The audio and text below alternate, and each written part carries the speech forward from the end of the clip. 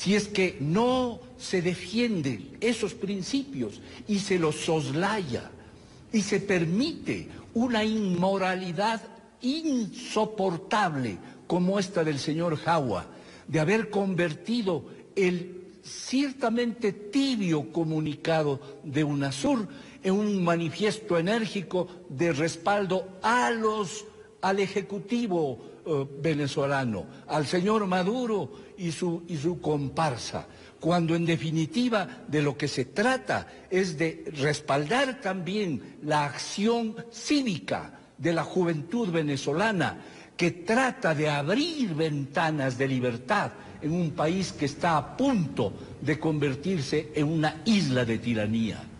De manera que la presencia precisamente de NT24 es de vital importancia en América Latina y lo es acentuadamente en Venezuela.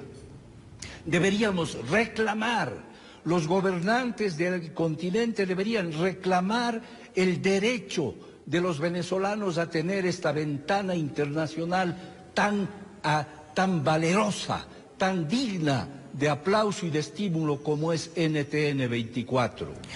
En este sentido, respondo a su planteamiento, estimada Andrea. Señor Otero, el comunicado de Mercosur y UNASUR llega 5 días después. Usted dice que es de gran debilidad, que es un comunicado burocrático. Si esperábamos o si se esperaba este mismo burocrático, ¿por qué no se hizo este mismo comunicado burocrático? ¿Por qué no se hizo el mismo día, por ejemplo, cuando ocurrieron las marchas, cuando hubo los muertos, cuando hubo los heridos, los detenidos, que fue el pasado miércoles? ¿Es tarde para un comunicado como estos?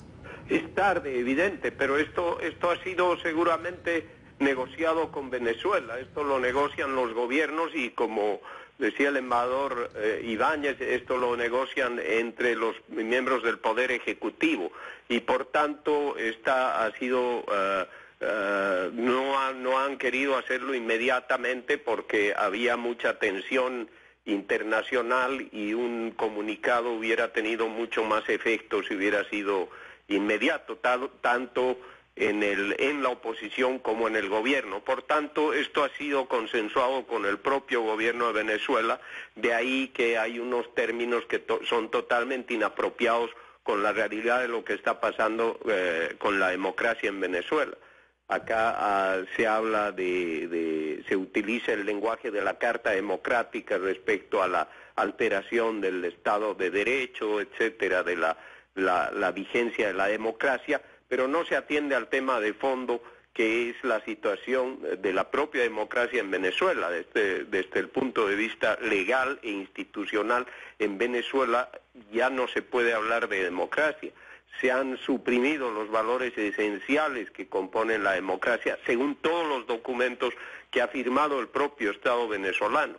Ahí ya no hay el derecho a la libertad de asociación, no hay el derecho a la protesta pacífica, no hay derecho de libertad de expresión, ha habido una elección con claros índices de fraude, sin posibilidad de reclamo alguno, hay un gobierno que concentra el poder, que tiene una ley habilitante que le permite dictar leyes sin la participación del Congreso. Eso es una farsa de democracia, y el que los estados latinoamericanos no sean capaces de llamar a un diálogo, de reconocer el rol de la oposición en la democracia, es lamentable. Voy a revisar las opiniones de nuestros televidentes en las cuentas de Twitter e inmediatamente regreso en el próximo bloque dándole la palabra al señor Quinto Lucas. Les preguntamos a nuestros televidentes si el comunicado de Mercosur, que rechaza los intentos para desestabilizar el orden democrático en Venezuela, deslegitima a la oposición. Nino nos dice, es una postura muy irresponsable hacerse cómplice de aberraciones y violaciones a los derechos humanos. Javier Rangel nos comenta también, son declaraciones basadas en relaciones económicas. A ninguno de esos países les interesa el bienestar de Venezuela.